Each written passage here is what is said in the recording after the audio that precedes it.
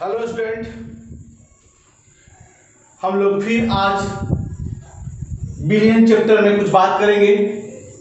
देखिए, billion chapter में हमने अणुसंख्या गुणधर्म के बारे में बात कर रहा था। अब देखिए, अणुसंख्या गुणधर्म किसे कहते हैं? यानी अणुसंख्या गुणधर्म एक वो जो विलय के मोलों की संख्या पर निर्भर करता है। यानी जो विलय आपने घुलाया है, बिलियन जो बनाया है, उसमें वो विलय का कितना मोल है या कितना उस विलय का कितना कण है। ठीक है। अब ऐसे ऐसे अणुसंख्या गुणधर्म 4 हैं, जिसमें है वाष्पदाब में सापेक्षिक अवनमन, क्वाथनांक में उन्नयन, हिमांक में अवनमन और प्रासरण दाब। हमने प्रासरण दाब बताया था कि बाबू कि अगर हम क्या करते हैं कि विलयन को अर्धपारगम्य झिल्ली से विलायक की जाने से रोकने के लिए जो दाब की आवश्यकता होती है, उसी को हम लोग प्रासरण दाब करते हैं। जैसे मान लो ये हमारा एक ट्यूब है, यहां अर्धपारगम्य झिल्ली कर दिए, इधर हमने विलायक कर दिया और इधर विलयन कर दिया। अब इधर सीधर की ओर जाएगा, तो इसको विलायक और अर्धपारगम्य झिल्ली द्वारा विलयन की ओर जाएगा। अब हम क्या करें, इधर दाब लगाना शुरू करें। दाब लगाएंगे तो इसका प्रवेश क्या हो जाएगा, बंद हो जाएगा। इसका इधर से जो प्रवेश था उसको रोकना चाहते हैं। इस रोकने के लिए जो दाब की आवश्यकता होती है, इसी दाब को हम लोग बोलते हैं प्रासरण दाब। समझे बाबू? यानी कि कहते एक लाइन में कि ये जो प्रासरण दाब रुक तो गया, लेकिन ये साम्यावस्था में हो जाता है। ठीक है, पिछले लेक्चर में ये सब हमने बात किया है। आज हम लोग बात करने वाले हैं कि ये जो दाब लगा रहे हैं, हमको कितना दाब लगाने की जरूरत है, उस प्रासरण दाब की गणना कैसे करेंगे। नहीं तो यानी कि हमारा हेडिंग होना चाहिए प्रासरण दाब का व्यंजक।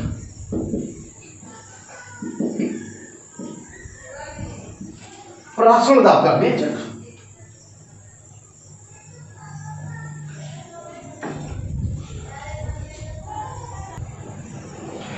अच्छा, हम इसको ऐसे भी बोल सकते हैं, या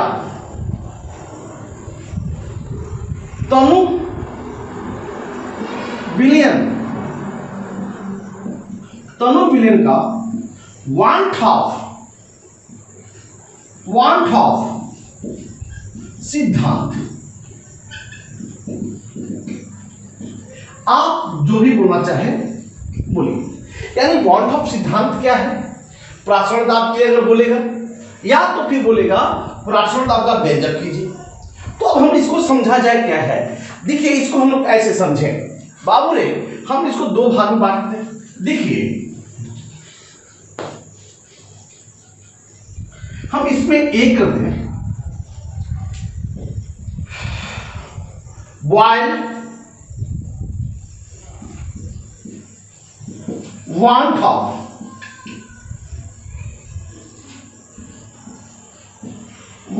नियम, बॉयल वन हाफ नियम बहुत आसान सा चीज है बाबू। कहता है कि जो विलयन का प्रासरण दाब है, विलयन का प्रासरण दाब। अच्छा देखिए, फिर यहां पे टेंशन हो गया। देखिए, टेंशन क्या है, प्रासरण दाब को कभी कभी पी से या कहीं कहीं पाई से भी सूचित कर देता है। प्रासरण दाब को या तो पी से सूचित करेगा या तो पाई से सूचित करेगा।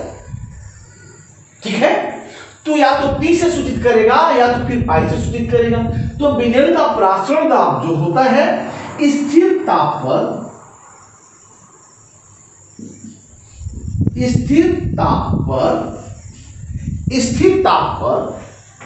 इसके सांद्रण के समानुपाती होता है। यानी किसके समानुपाती होता है बाबू? तो उसके सांद्रण के समानुपाती होता है। यानी कि प्रासरण दाब, अब हम प्रासरण दाब को P से सूचित किया, पाई से छोड़ो, समानुपाती होगा सांद्रण का, लेकिन कब? जब स्थिर ताप रहेगा तब। स्थिर ताप पर आप इसे थोड़ा सा ध्यान दोगे इधर, स्थिर ताप पर। अब इसके बाद हमारा यानी कि सिंपली इसको बोल दे P समानुपाती C, समीकरण 1 कर दे। थोड़ा सा उधर ध्यान रखना है। अब देखिए, अब इसके बाद हम B की बात करें। B कहता है क्या? गे लुसेक वॉन टॉप नियम, गे लुसेक वॉन टॉप नियम। अब वॉन टॉप नियम, गे लुसेक वॉन टॉप नियम कहता है कि विलयन का प्रासरण दाब, विलयन का प्रासरण दाब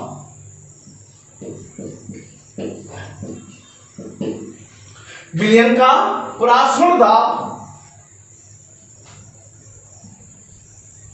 दिए गए सांद्रण के लिए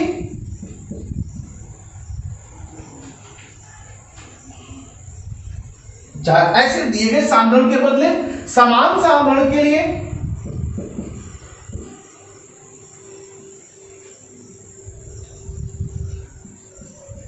समान सांद्रण के लिए, समान विलयन के सांद्रण के लिए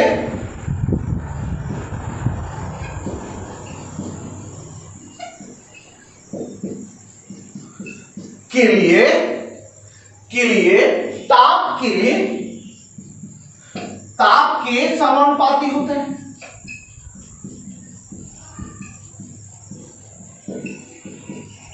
यानी किसके समानुपाती होता है बाबू? तो ताप का समानुपाती होता है। कहने का मतलब कि अगर हमारा प्रासरण दाब है, यहां पे प्रासरण दाब P है, वो समानुपाती होगा किसका? ताप का, P का। लेकिन कब? जब स्थिर सांद्रण रहे तब। समान सांद्रण का मतलब कि स्थिर सांद्रण पर, यानी सांद्रण आपका क्या रहना चाहिए? स्थिर होना चाहिए। कहने का मतलब कि P समानुपाती T का, कब? स्थिर सांद्रण पर। यानी कि इसको हम समीकरण क्या बना ले? 2 बना ले। देखिए यहां पे समीकरण 1 हो गया और यहां पे समीकरण 2 हो गया। पहले आप इन दोनों समीकरण को आप पहले नोट करो।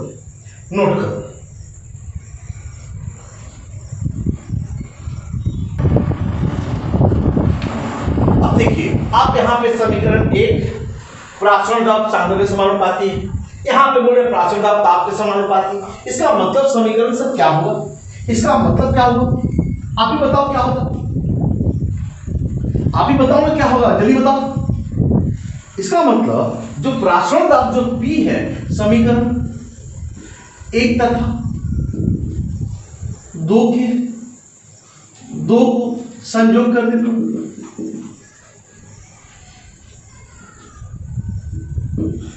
करने पर, अब हम इसको संयोग करें, समीकरण 1 तथा 2 का संयोग करने पर। जब 1 तथा 2 का संयोग जब करोगे तो क्या होगा? आप भी बताओ,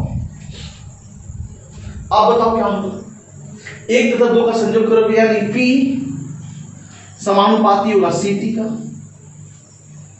यहां पे C है और यहां पे T है, यानी P C का भी समानुपाती है, P T का भी समानुपाती है। इसका मतलब P C और T दोनों का समानुपाती हो गया। अब बताओ, समानुपाती हटाते हो तो एक स्थिरांक देते हो, यहां पे स्थिरांक देंगे R CT। इसी चीज को बाबू हम लोग यहां पे लिख सकते हैं, क्या चीज? यहां पे लिख सकते हैं P बराबर CRT। आप यहां पे ध्यान से, अब यहां पे P बराबर CRT है, तो आप बताओ यहां पे P क्या चीज है? आप ही बताओ, जल्दी बताओ पी क्या है। तो पी तो सर आप तो बता रहे हैं परासरण दाब, परासरण दाब है। हाँ हम बोले हाँ परासरण दाब तो आप तो बोल रहे हो, ठीक है। सी क्या है, तो सी क्या है आप ही बताओ। सांद्रण। अच्छा बताओ सांद्रण क्या होता है। देखिए यहां पे हम आपको बता देते हैं कि सांद्रण का मतलब क्या होता है, मोलरता होता है। यहां पे हम लोग मोलरता की बात जानेंगे। सांद्रण का मतलब क्या जानेंगे हम लोग, मोलरता होता है। इसका मतलब कि मोलरता, सांद्रण का मतलब जो मोलरता का मतलब होता है वही यहाँ पे सांद्रण से लेना देना है। यानी जो चीज मोलरता, कि मोलरता क्या है, तो मोलरता हम बताए थे बाबू, मोलरता या सांद्रण क्या होगा, क्या होगा, यानी प्रति लीटर बिलियन में, प्रति लीटर बिलियन में उपस्थित विलय के मोलों की संख्या,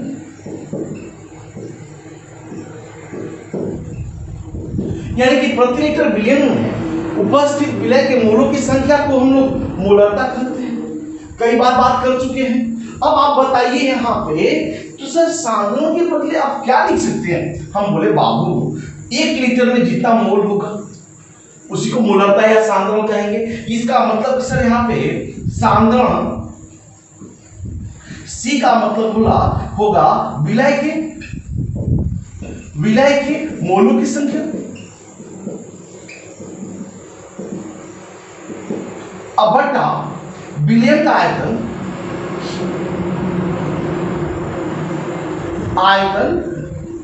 लीटर में।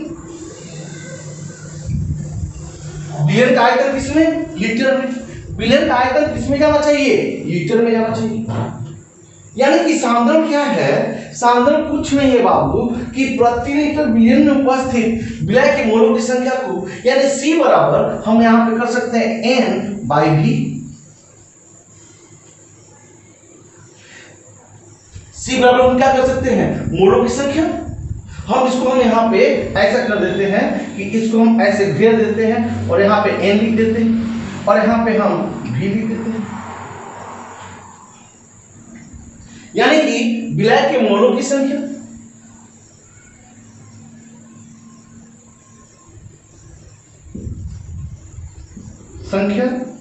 N विलय के मोलों की संख्या, और यहां पे हम क्या करते हैं, बिलियन का आयतन लीटर में भी। अब आप बताओ, यानी C बराबर N/V। अब बताओ यहां पे बाबू इस P के बदले हम क्या कर सकते हैं, जल्दी बताओ। तो P के बदले N में C और सॉरी P, यहां पे ये समीकरण हो जाएगा P बराबर, अब C के बदले हम क्या लिख सकते हैं, N/V। हम लिखा N/V RT।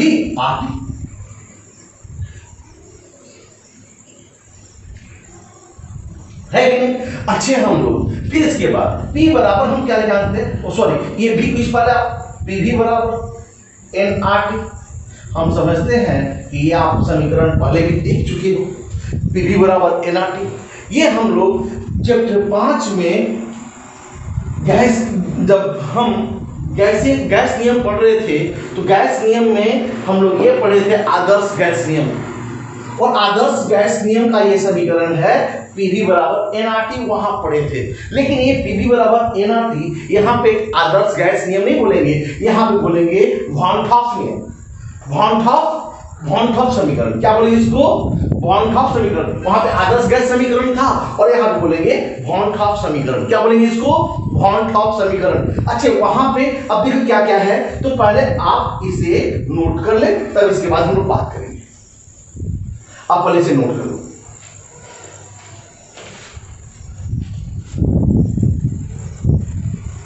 नोट कर लिए।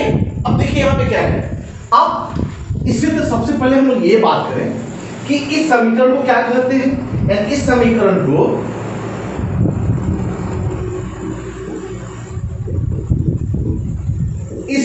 को वॉन टॉप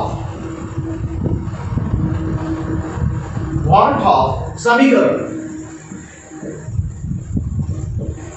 कहते हैं। इस समीकरण को क्या कहेंगे जल्दी बता दो बाबू, बॉन्ड ऑफ समीकरण कहते हैं। अब यहां पे P क्या है जल्दी बताओ, तो परासरण दाब। P क्या है जल्दी बताओ, तो परासरण दाब है, आपको तो जानते हो। अच्छा सर V क्या है, आयतन, यानी PV तो हो गया। अरे वही चीज था यार, वहां पे गैस का दाब था, यहां परासरण दाब है, विलय का परासरण दाब। अच्छा N क्या है, तो विलय के मोलों की संख्या है, विलय की क्या है, मोलों की संख्या है। अच्छा T क्या है, ताप है, वो भी किस में, केल्विन में। अच्छा सर, अब यहाँ पे एक चीज बच गया, आर क्या बच गया बाबू, आर क्या है यहाँ पे। अब यार पहले आपने देखा गैस का नियम, गैस आदर्श गैस स्थिरांक या सर्वत्र गैस स्थिरांक बोलते थे आप, सर्वत्र गैस स्थिरांक। अब यहाँ पे बोलेंगे आर को विलियन स्थिरांक बोलेंगे, यहाँ पे विलियन स्थिरांक, लेकिन पहले हम लोग सर्वत्र गैस स्थिरांक बोलते थे, विलियन स्थिरांक।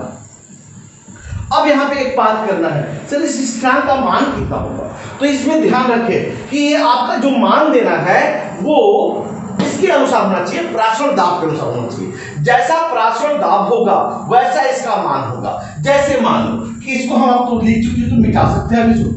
अब देखिए हम लोग क्या करेंगे, अगर हमारा परासरण दाब एटीएम में होगा, यानी कि एटीएम वायुमंडलीय दाब में होगा, तो आर का मान हम लिखेंगे 0.0821। कब, जब परासरण दाब एटीएम में रहेगा तब, यानी आर का मान निर्भर करेगा कि हमारा परासरण दाब कैसा दिया हुआ है। दिमाग में इसको बैठा लेना है और ये जैसा पूछेगा वैसा बात करेंगे, यानी कि एटीएम लीटर पर केल्विन पर मोल, ठीक है ना। अगर यही चीज आर का मान बार में दिया हो तो सॉरी परासरण दाब बार में दिया हो तो हम क्या कर सकते हैं, 0.083 कर देंगे, 2 1 के बदले हम 3 कर देंगे। अब यहां पे कर देंगे बार, लीटर पर केल्विन पर मोल। अच्छी चीज सुन लीजिए बाबू, एक डीएमक्यू बराबर 1 लीटर, यानी कि जितना 1 लीटर लिखी तो आप 1 डीएमक्यू भी लिख सकते हैं, यानी कि आर का जो वैल्यू है हम इसको बार डीएमक्यू पर केल्विन पर लीटर भी कहीं दिया हुआ रहे तो हड़बड़ाएंगे।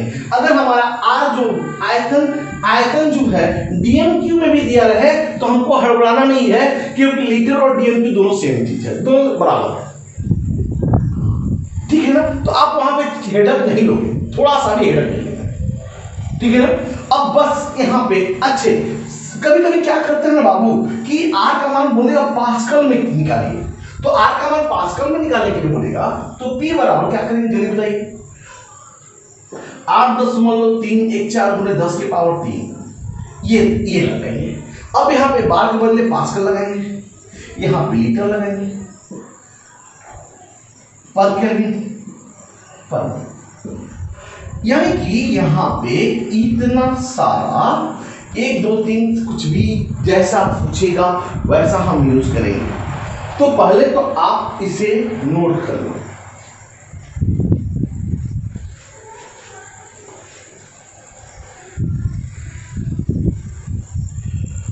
अब यहां पे सवाल उठ देता है, अब यहां पे सवाल आपका उठा देता है, यहां पे सवाल उठा देता है कि बताइए कि परासरण दाब अणु के गुणधर्म कैसे हैं।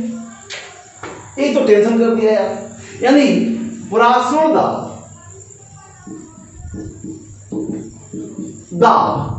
अणु संख्यक गुण धर्म है, परासरण दाब अणु संख्यक गुण धर्म है।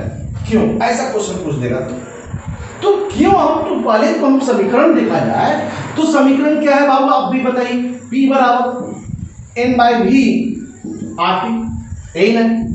पीवी बराबर एन आर टी है, पीवी बराबर एन आर टी, तो भी कुछ पल है तो पी भाई पी बराबर n by V R T, वही चीज। अब बताइए आपका, तो हम जानते हैं क्या कि टी को अगर हम टी को एकदम कर दे स्थिर, आर स्थिर है और ये आयतन 1 लीटर ले लेंगे, तो बताइए अगर हम 4 मोल लेंगे, अगर इस सबको एक इसका वैल्यू मान लो 1 है, 1 और 1 लीटर है, तो अगर हम 4 मोल लेंगे तो पी 4 मोल के बराबर होगा, 10 मोल लेंगे तो 10 मोल के बराबर होगा, क्योंकि ताप और आयतन को तो हम निश्चित कर सकते हैं। अब इसके बाद जितना मोल की संख्या बढ़ाएंगे, अगर हम 27 डीसी ही है, 27 डीसी में 1 लीटर में हम 2 मोल डालें, 27 डीसी के 2 मोल डालें तो 2 हुआ, 4 मोल डालेंगे तो 4 के बराबर होगा, 10 मोल डालेंगे तो 10 के बराबर होगा। जितना विलय का मोल डालेंगे उतना ही ज्यादा प्राक्षण दाब होगा, यानी प्राक्षण दाब किस पर निर्भर करेगा? विलय के मोलों की संख्या पर, विलय के मोलों की संख्या पर। अब हम यहाँ पे लिख सकते हैं, ये समीकरण दे देंगे और सीधे लिख देंगे, चूंकि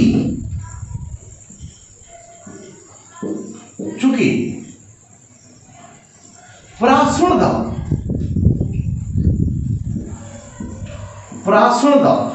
विलय के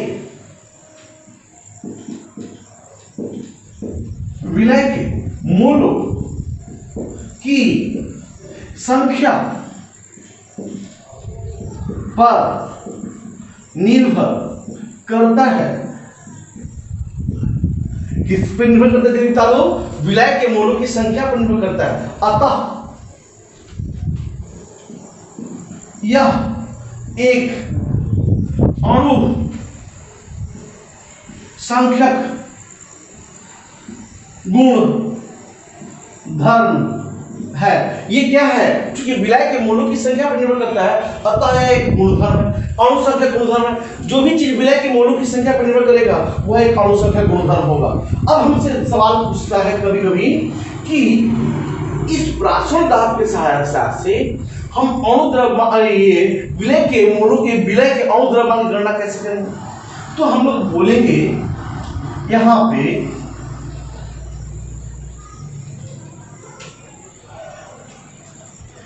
पे प्राक्षण दाब से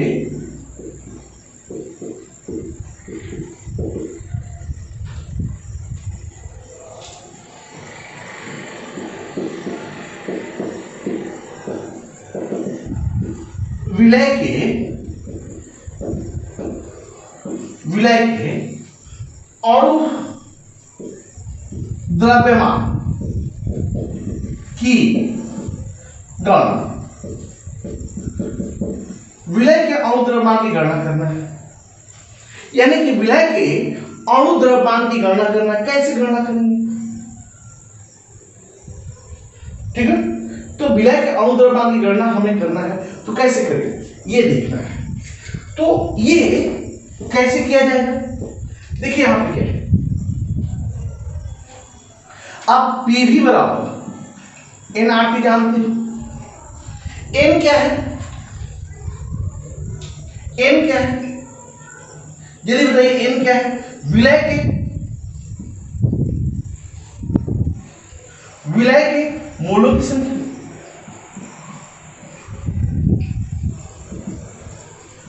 विलय के मोलों की संख्या है।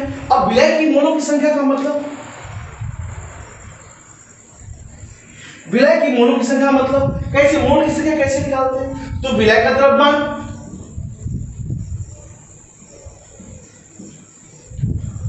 विलय का द्रव्यमान W अब बटा विलय का अणु द्रव्यमान M। यानी कि विलय के मोलों की संख्या निकालना हो तो विलय का द्रव्यमान W में उसका अणु द्रव्यमान से डिवाइड करते हैं। यानी कि N बराबर हम क्या जानते हैं जल्दी बताओ? W/M। N बराबर क्या कर सकते हैं लोग? W/M। अब बताओ आप, तो यहाँ पे हम N के बदले W/M नहीं लिख सकते क्या? तो W/M लिखेंगे तो क्या होगा? तो जल्दी बताइए, PV बराबर W/M RT। ओ वो तो क्या, अब ये M को इस पार ले जाओ, M को क्या करेंगे? इस पार ले जाएंगे। तो M को जब हम इस पार ले जाएंगे तो हमारा क्या हो जाएगा जल्दी बताइए आप? एम बराबर जल्दी बताइए, एम बराबर डब्लू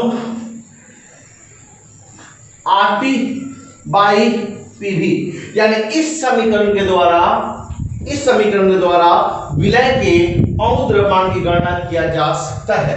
तो पहले आप इसे नोट कर लो।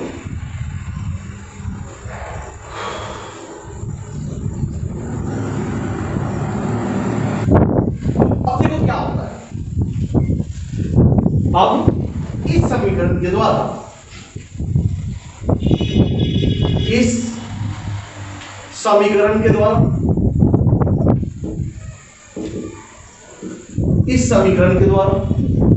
विलय का अणु द्रव्यमान का गणना किया जा सकता है। इस समीकरण के द्वारा विलय का अणु द्रव्यमान की गणना किया जा सकता है। ठीक है, अब हम लोग बात करते हैं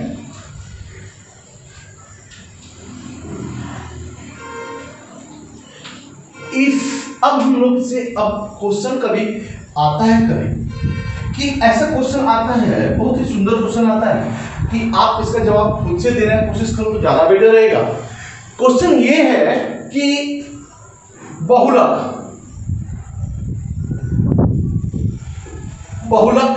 या हम ऐसे कर दे बृहद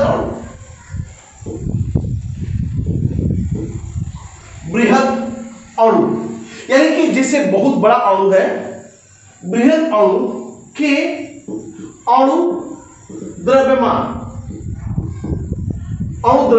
की गणना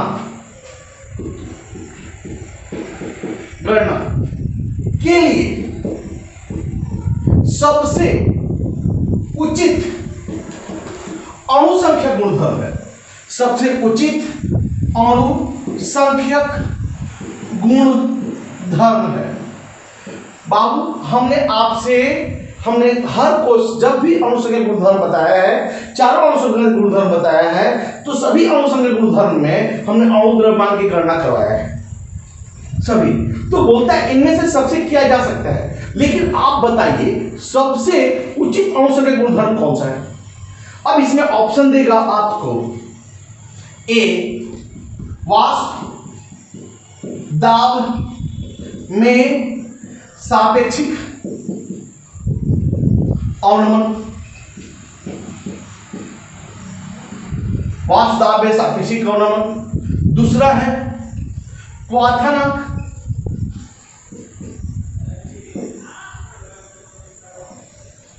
में उन्नयन। अच्छे, सी क्या है, हिमांक में अवनमन।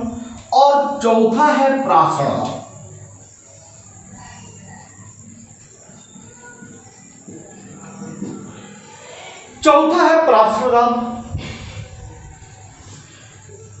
सर इनमें से तो सबसे अणु द्रव्यमान की गणना किया जा सकता है, हाँ, तो सबसे बढ़िया सबसे उचित कौन है, सबसे अधिक अच्छा कौन है, तो हम लोग इसको समझा जाए। देखिए वास्तव में सापेक्षिक अवनमन का क्या है सूत्र, P not minus P S भट्टा में पी नॉट बराबर W2 by M2।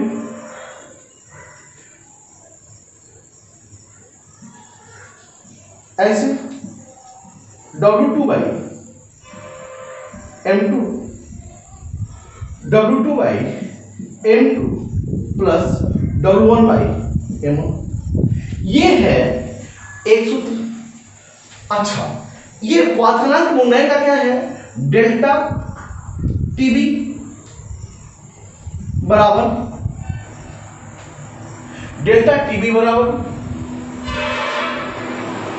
KB W by M into W1 KG. हाँ, यही तो होता है। अच्छा, हिमांक अवनमन का क्या है, तो बाबू डेल्टा TF बराबर KB W by F by W1 KD। अच्छे, प्राचरण दाब के लिए क्या बात की है सर आप? तो प्राचरण दाब के लिए अभी हमने बात किया है कि P बराबर W RT बाई MT। अच्छा, इतना में ये चारों में हमें क्या मिला? हमें क्या मिला? देखिए क्या मिला। वास्तव में जो अपेक्षित अवनमन सापेक्षित अवनमन व्युत्क्रमानुपाती है, इसमें देखिए तो व्युत्क्रमानुपाती है, इसमें भी देखिए नीचे है व्युत्क्रमानुपाती है, इसमें भी नीचे है व्युत्क्रमानुपाती है। यानी कि अणु संख्या गुणधर्म जो है अणु यानी कि अणु संख्यक गुणधर्म जो है यहां से व्युत्क्रमानुपाती होता है।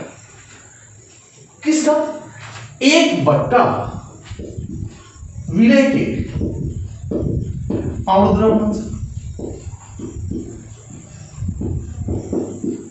यानी कि अणु द्रव्यमान अधिक होने पर ये अधिक होगा तो ये क्या होगा? अणु संख्या गुणधर्म क्या होगा? कम होगा। अगर ये बहुत ज्यादा अधिक होगा तो बहुत ज्यादा कम होगा। अब यहां पे समझिए कि यहां पे क्वेश्चन में कह रहा है कि बहुलक बृहद अणु है, यानी बहुत बड़ा अणु है। तो जब बड़ा अणु है तो उसका अणु द्रव्यमान भी क्या होगा? बहुत बड़ा होगा। जब बहुत बड़ा होगा तो अणु संख्या गुणधर्म क्या होगा? बहुत छोटा होगा। और जब अणु संख्या गुणधर्म बहुत छोटा होगा तब हम लोग को समझना होगा कि इनमें से सबसे अच्छा कौन है। तो देखिए वास्तव में आक्षेपित और सापेक्षिक अवनमन, देखिए यहाँ पे वास्तव में अंतर है। इसका मतलब अणु संख्या गुणधर्म जो है ये जो दोनों में जो अंतर होगा, अगर अणु द्रव्यमान बहुत ज्यादा होने से वास्तव में सापेक्षिक अवनमन बहुत कम होगा। अवनमन का मतलब इन दोनों के बीच का अंतर बहुत कम होगा। अंतर जब बहुत कम होगा तो हमको गणना करना संभव नहीं है। इसका मतलब हमको अंतर ही नहीं पता चलेगा। जब अंतर बहुत कम होगा, अणु द्रव्यमान जितना ज्यादा बढ़ता जाएगा, इसका अंतर क्या होता जाएगा? कम होता जाएगा। अंतर जब कम हो जाएगा तो बाबू हमें इस दोनों का अंतर पता ही नहीं चलेगा। जैसे मान लो 1.2 और 1.21, कोई मतलब हुआ दोनों में? चाहे ऐसे 1.001 बढ़ा तो वृद्धि तो हुआ, या कमी तो मान लो कमी तो हुआ, लेकिन इतना दोनों में क्या बहुत ज्यादा अंतर है? तो वही सेम चीज है यहाँ पे। सेम चीज यहाँ पे डेल्टा टीवी बराबर क्या होता है? आपको तो मालूम होना चाहिए। डेल्टा टीवी बराबर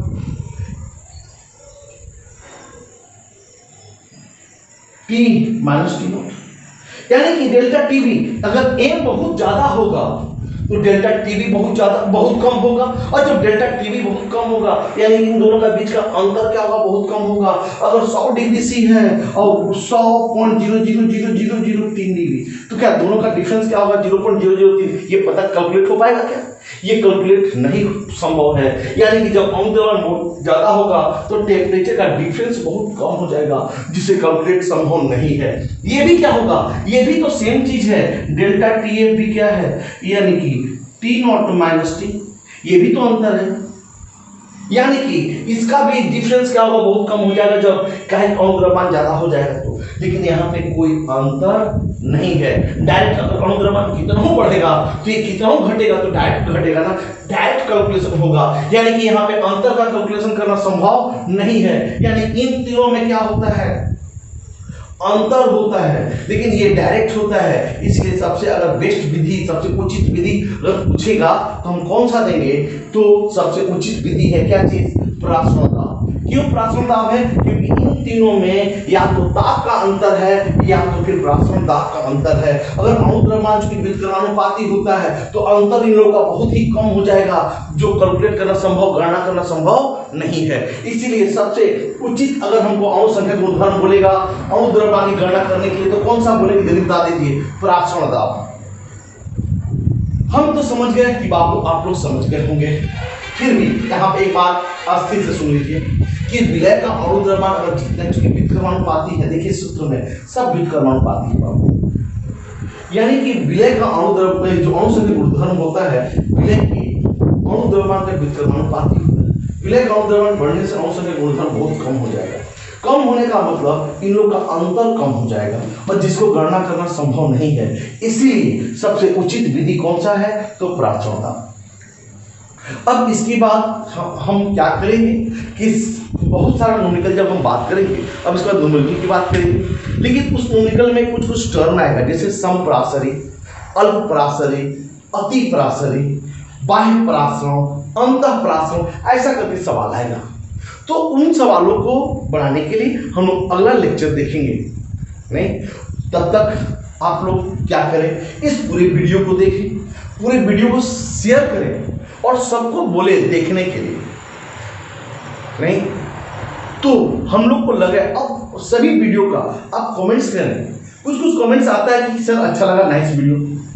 नहीं, बाहर से दूसरे लोग देखते हैं तो बोलते हैं कि सर आपका बहुत अच्छा वीडियो है, लेकिन आपका रिस्पॉन्स नहीं आता है। आप अपना रिस्पॉन्स दीजिए, ठीक है? Thank you.